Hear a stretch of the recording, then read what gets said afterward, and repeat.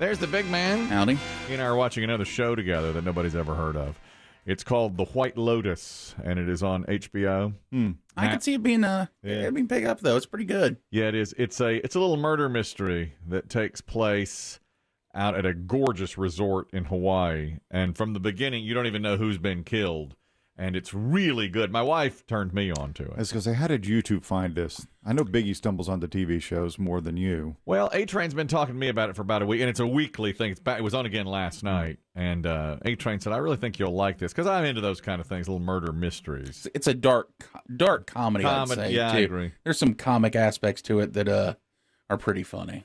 You're not watching this to get out of taking your wife somewhere nice, are you, Kelly? I was going to say, I mean, the scenery is so good in Hawaii, and that we could just live through the White Lotus and not have to actually go anywhere. My favorite character so far is the hotel manager. Phenomenal. He's great. I've never seen him in anything before. He's in one episode of Sex and the City. Really? I pointed it out to my wife. He's a Australian guy or British, and he's on. And he's talking, I said, Sex and the City, Season 3, Episode 12. Yeah. When Carrie gets a visitor from Australia. He plays the gay Australian. And my wife said, How do you know that? How do you know this? Yeah. Even the actor doesn't remember being on that No. show. He has no idea that he was on Sex and the City. I love him because, to me, he's the epitome of every true manager of a hotel, of a business. You know, to the guests, it's, yes, absolutely. Yeah. Wonderful. And then as soon as they're going, he's like, Jesus Christ. It's true. Right. What an idiot. That is true.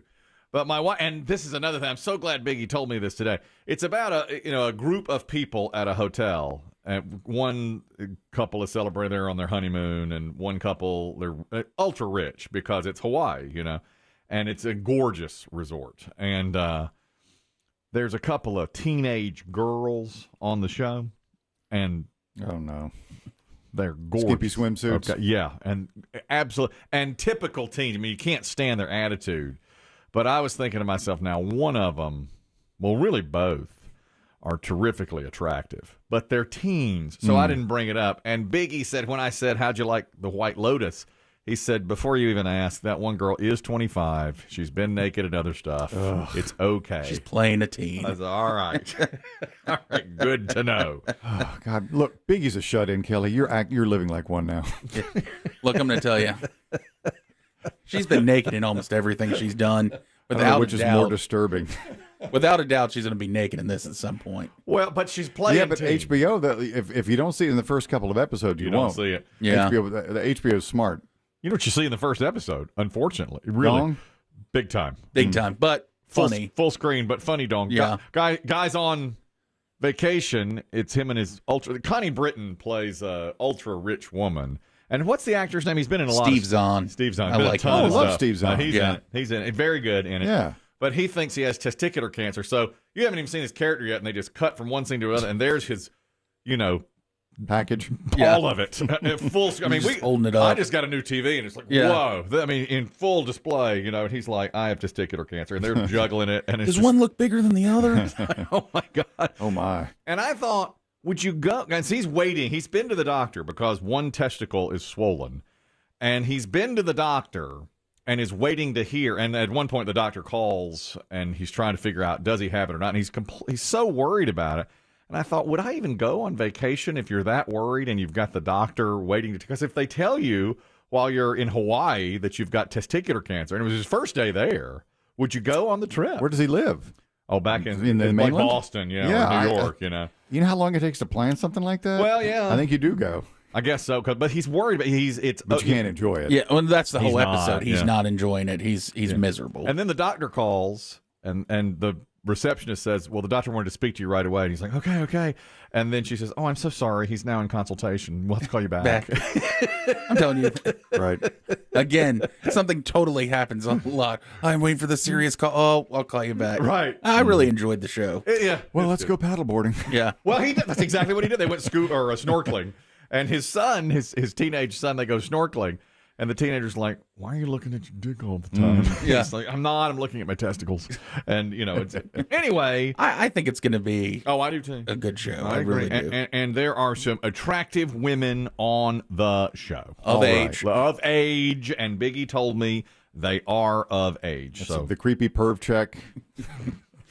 They passed the perv check. put it away. That's right. I'm not being. So don't at me.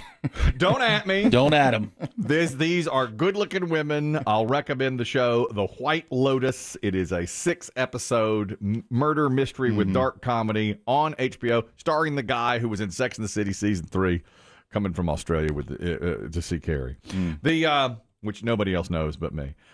Speaking of shows, a P1 JB says, I've been listening for a long time, and I like to catch up on segments via podcast on your website. Smart. Yeah, a lot of people do that. That's out a lot of the BS. There's a lot. But we normally put the good stuff up.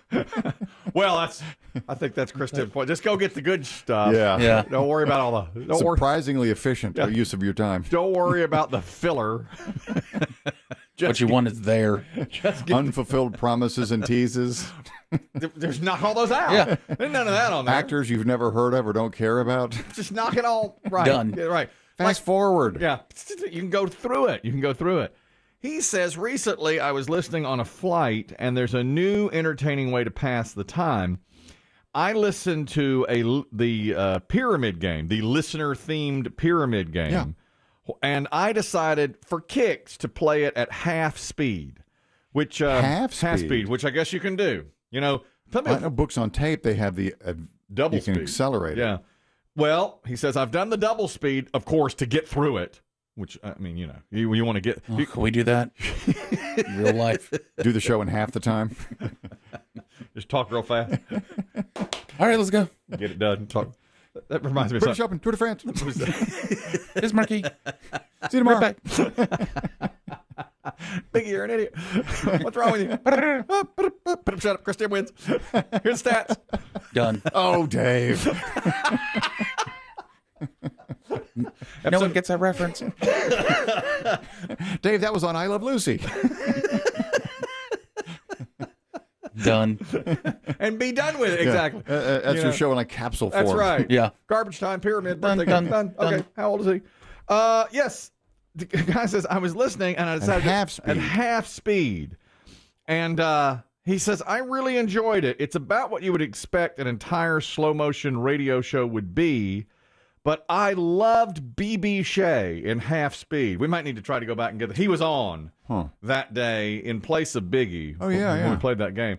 And he said, you should include a slow motion voice box so that every once in a while you can just do it in slow-mo. They used to have that technology in studios. We don't have it in here now. We'd have to. That's right. We'd have to take it to another computer. Mm-hmm. You Play couldn't it. do it in real time. And play it exactly. Yeah. But he says, do it in half speed and you'll like yourself better. Well, Biggie has slowed you down from time to time. There was a The great FDR controversy comes Yeah. to mind immediately. Yeah. And there was a technical glitch that one time where Oh, yeah. we were talking about Sitcoms? ranking the best sitcoms, and Parks and Recreation got a nod. And I said how much I liked Parks and Recreation, and I was talking about Rob Lowe. And Biggie liked this particular line. I said, Rob Lowe's on the show. And he's hilarious. So that's half speed Kelly. Yeah, that was inadvertent half speed, Kelly. And he's hilarious. Yeah. If you weren't listening that day, that went on for 10 minutes. That's right. That was a 10-minute before. And people were saying to us, this was during like best of stuff. Yeah. It was playing back at half speed. And people were saying, something's wrong with y'all. We're like, yeah. Well, it was half and half. People said something's wrong, and other people said that's the best segment you've ever done. And he's hilarious. That hurts my feelings. I know. The two things people like the most on this program ever in its history are that, which was at half speed, Yeah. and the Little Debbie snack cake rating. Yeah.